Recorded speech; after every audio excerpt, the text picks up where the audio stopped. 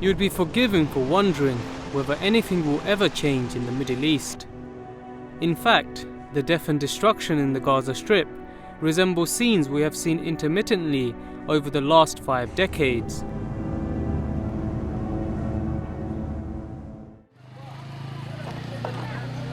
Nearly 2 months into the war in Gaza, the infrastructure of the Strip has been completely devastated.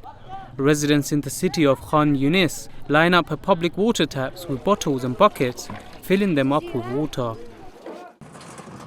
Airstrikes which have pounded the area have not only killed loved ones and destroyed homes, but have wrecked the city's sewage and water systems. Sewage treatment plants were damaged in many places due to bombs causing underground pipes to be contaminated. المشكلة الرئيسية اللي هي في الناس بتعاني فيها من المية إنه اليهود قصفت أبيار مية، قصفت خطوط الشبكة الرئيسية، بالإضافة لقطعة الكهرباء هذه برضه بتعمل أزمة وبتعمل مشكلة في المية، شايف؟ غير هيك يعني حتى المولدات الكهرباء اللي بدها تشغل محطات المية فيش لها سولار. In the city of Deir al-Balah, the war has wrecked the town's economy, flattening factories and leaving hundreds of people jobless. Palestinian businessman Mohammed al-Talabani, who owned this once thriving ice cream factory, says he has lost around £15 million. بيعمل في المصنع الحين حوالي 450 ل 400 عامل يعني اللي هم بيترددوا عليه شهريا وبياخذوا منه مصاري لقوت عيالهم اللي هم اليوم فقدوا واليوم موجودين انضموا لجيش البطالة الموجود في قطاع غزة. هذا بالنسبة لمصنع العودة. Another factory down the road dedicated to supplying housing projects for Gaza, including materials for the United Nations, was also razed to the ground by an Israeli airstrike. The most tragic and what has been a common feature in Israeli operations in Gaza is the devastation of the homes of ordinary Gazan residents. Gaza City this year has been hit particularly hard, with entire neighborhoods now unrecognizable. The residents of the city face the prospect of rebuilding their homes once again. احنا كنا مواطنين واحنا كنا عمال بقينا نشتغل في اسرائيل واحنا حنقدم بلاغ فيهم في الحكومه الاسرائيليه احنا كنا عمال كلنا هذا كل واحد هان بناها حجر وهو بيشتغل في اسرائيل يعني انا اللي ببني قديش اللي حوالي 25 سنه ببني في دار وهذا جاري زي وجاري زي وكل اللي زي هيك كلهم عمال هذول ولا قاوموا ولا عملوا. In this war, there seems to be an endless ping-pong of ceasefires and resumptions, with the end hazy in sight. Palestinian delegations and Israel in Egypt have been battling it out over the last month to reach some sort of agreement for lasting peace.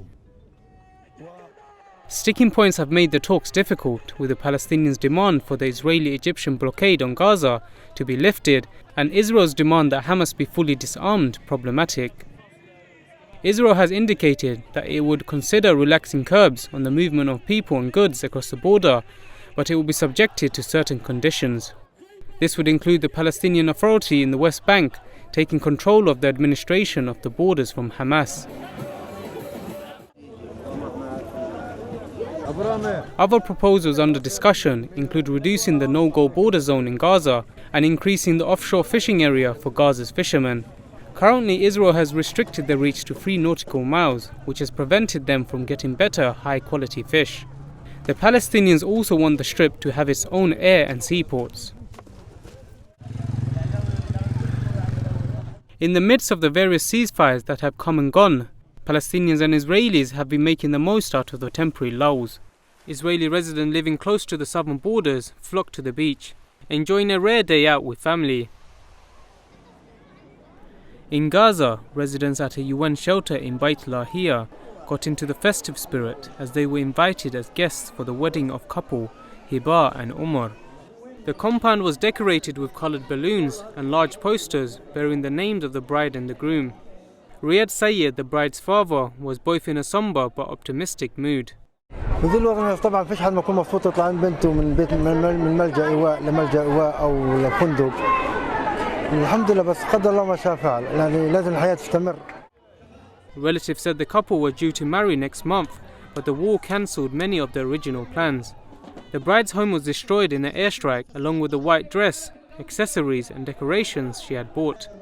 She sought shelter at this compound. Her then fiancé, who had been seeking shelter in the beach refugee camp school in Gaza City, did not see the point in putting off their life plans.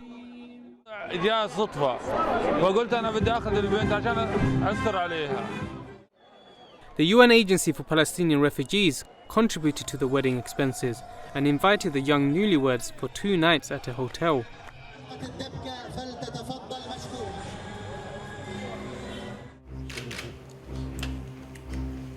While the conflict rages on, one thing on the minds of many people is what role the Arab Muslim countries are playing in this and why they have remained so quiet. Muslims point to the military capabilities of the various countries that surround Israel, such as Egypt, Jordan, Lebanon, Saudi Arabia and Turkey.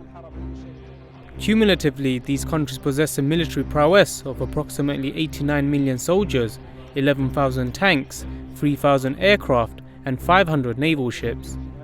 Economically, they control many key trade ports and possess abundant natural resources. This compared to Israel's 3 million soldiers, 3,900 tanks, 680 aircraft and 110 naval ships. It seems remarkable that a state such as Israel has pushed out such a deterring effect to these countries.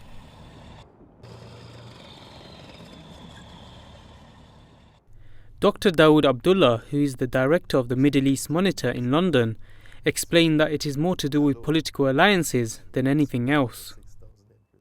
It's not because they are incapable of doing anything, it is because they don't have the political will to do it. These are governments which are beholden to the United States. The United States has pursued a strategic policy of supporting of non-democratic governments in the region in order to achieve stability. You see, they prefer stability over democracy, even if it means supporting tyrants, even if it means supporting dictatorships. So these governments, which are being propped up by the United States, will not, as it will, make any serious attempt to regain the land. The election of Hamas has always been a controversial one. Hamas was elected to power in 2006 in a vote deemed fair by international observers. The group is seen to be supported across the world because of its military resistance to Israel, something Fatah, the previous Palestinian government, didn't do. I think I just heard you say, and this will close on this, you believe in the coexistence of peoples, and therefore you believe in the coexistence of Palestinians and Israelis in the Middle East. I cannot coexist with occupation. But without occupation, you can coexist. I'm ready to coexist with the Jews, with the Christians, and with the Arabs and non-Arabs, and with those who agree with my ideas and those who disagree with them. However, I do not coexist with the occupiers, with the settlers, and those who it's one thing to say you want to coexist with the Jews, it's another thing you want to coexist with the state of Israel. Do you want to coexist with the state of Israel? Do you want to represent, do you want to recognize Israel as a Jewish state? No. I said I do not want to live with a state of occupiers. Despite being elected through fair and recognized elections, Hamas has felt international pressure and condemnation for what some have described as militant in its approach. After its election victory, the EU and America immediately imposed a blockade on the Palestinian territories. This and the Israeli blockade have crippled Gaza. The blockade has been described by the UN as akin to an open-air prison, isolated from land, sea and air. Coming into force in 2007 after what the Israeli government called the disengagement process. Israel maintains that the blockade is necessary to limit Palestinian rocket attacks from the Gaza Strip on its cities and to prevent Hamas from obtaining weapons. The blockade also restricts the movement of people and goods for the Palestinian people, although Israel says that it has eased the blockade for non-military goods from June 2010. Egypt, neighbouring Gaza's southwestern border, reopened the Rafah crossing in 2011, the main link between the Gaza Strip and Egypt. However, the entry of building materials was suspended in October 2013 and the border remains closed. The key player here is the Egyptian government. They control the Rafah border crossing, and they have the right and the ability to open it 24 hours for the free movement of goods and people. They have refused to do this for 7 years. Now, of course, they do this in response to an agreement with the Israeli authorities. With sufficient pressure from the Arab states, from the Islamic states, from the world community, from the Europeans, you see, then Egypt will be obliged, as it were, to open the border crossing of Rafah to the people of Gaza. The suspension of the goods affected the maintenance and construction of industrial and educational facilities. It also prevented the expansion of health facilities, which are desperately required to meet the needs of a growing population. The most catastrophic effect of the blockade for ordinary Gazans has been the inability to rebuild their homes once they have been destroyed by Israeli bombs. These restrictions have been the cause of Palestinians digging tunnels in order to get essential supplies into Gaza. Israel, however, says that the import of cement, vital for reconstruction, would depend on achieving guarantees that it would not be used by fighters to construct more tunnels. Over the last month, UN-run shelters have been struck by Israeli air bombs, killing many and garnering the condemnation of various UN officials and human rights organizations. Perhaps nothing symbolized more the horror that was unleashed on the people of Gaza than the repeated shelling of UN facilities harboring civilians who had been explicitly told to seek a safe haven there. These attacks were outrageous, unacceptable, and unjustifiable. 11 United Nations workers were killed in the attacks on the schools. The UN humanitarian coordinator spoke of how there was nowhere safe for Gazans to go now. I have spoken to residents of Gaza that have moved from their homes not once, not twice, but 3 times, and they ask me, Mr. Rowley, you work for the UN, where can I go? And I have to tell them I don't have an answer. There's no safe place in Gaza. So we're seeing a real humanitarian disaster here. And let me just say, the impact on children is just absolutely appalling. The number of civilian deaths so far has been the reason for the increasing pressure on Israel to stop the bombardment. The death toll stands at over 2,000 Palestinians killed, with nearly 3/4 of the figure civilians. Over 9,000 have been injured and 425,000 people displaced. 64 Israeli soldiers have been killed, with 4 civilian fatalities.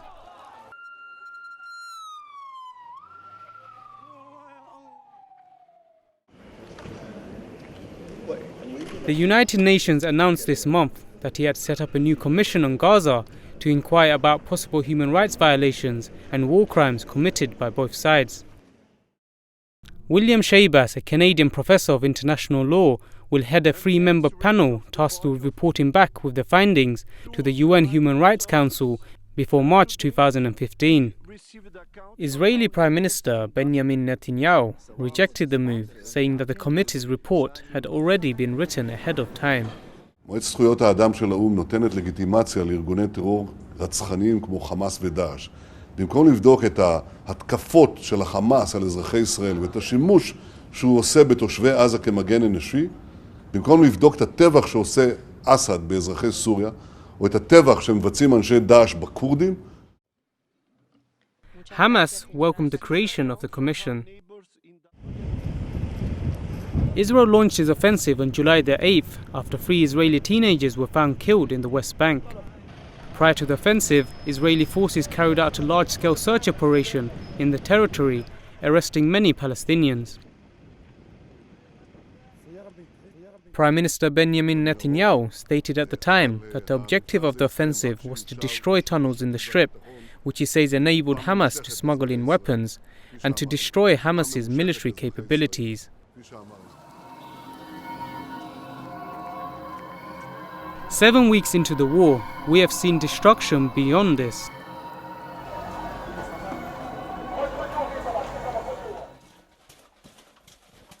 Whilst the tunnels Hamas uses have the capacity to smuggle weapons, it also serves as a vital lifeline for ordinary residents who require relief. Aid groups operating inside the Strip will now be the only support they have left. Red Cross chief Peter Maura, who visited the Strip, said that he was frustrated that his organisation wasn't able to prevent the mass injuries from fighting. I've seen the injuries of the warfare of the past weeks here, and this leaves me with a deep feeling of shock and being shaken by what I have seen, by anger and frustration also about the fact that we were not able to prevent what was happening. Turkey has started to transfer injured Palestinians to Ankara for medical treatment as part of a plan to evacuate thousands of people from the Gaza Strip. They plan to bring in around 200 wounded in the first stage of the plan and would hold further talks with Israel and Egypt to agree more flights. Peace in the Gaza Strip is something that Palestinians have been yearning for decades. Cyclic military campaigns a common occurrence. لأنه إحنا من أحد ما خلقنا على وجه الأرض وإحنا في الخوف وفي الحروب وفي الشراد وفي الشتات وفي الدنيا هذه هيك. إحنا ملينا زهقنا من هالوضع هذا من الحياة زهقنا من الحياة كلها هذه. والله الحمد لله أنت شايف الناس يعني صامدين وبخير الحمد لله يعني مهما حصل الشعب الفلسطيني واحد وإن شاء الله بتتم المصالحة على خير وبتضلها ماشية اللي هي الشروط الفلسطينية بإذن الله راح تتحقق. The international outrage over Israelis' actions in the past month has been relentless and widespread. People have been coming out in the thousands demanding that Israel desist from its military excesses. Calls have ranged from calling on government leaders to diplomatically end the conflict to others calling for military intervention. Most South American nations have withdrawn ambassadors and voiced strong condemnation of Israel. In the UK, British peer Saida Varsi resigned her position over what she called morally indefensible policies of the UK government towards Palestinians. Donations from the global community have also continued as millions of pounds have been raised in charity to support the displaced.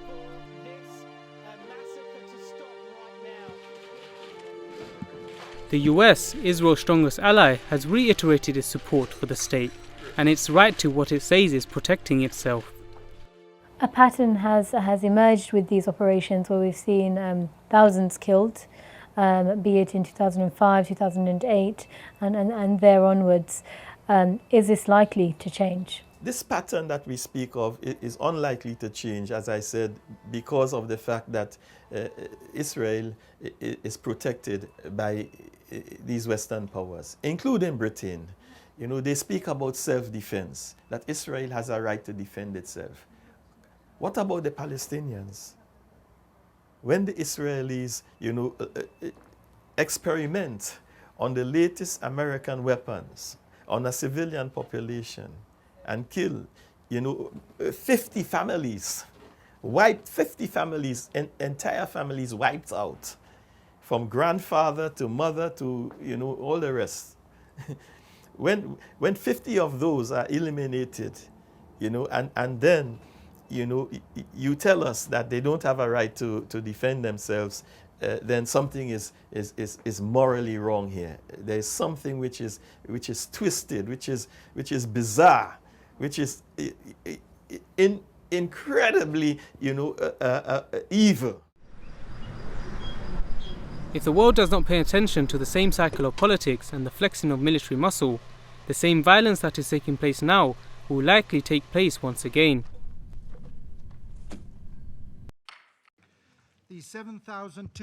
Talks and ceasefires have happened before, but nothing has yet come to fruition. It will require more than just talk, but concrete actions. The agenda is adopted. In accordance with Rule 39 of the Council's Provisional Rules of Procedure, I invite Mr. Robert Serry, Special Coordinator of the Middle East Peace Process and personal representative of the Secretary-General, to participate in this.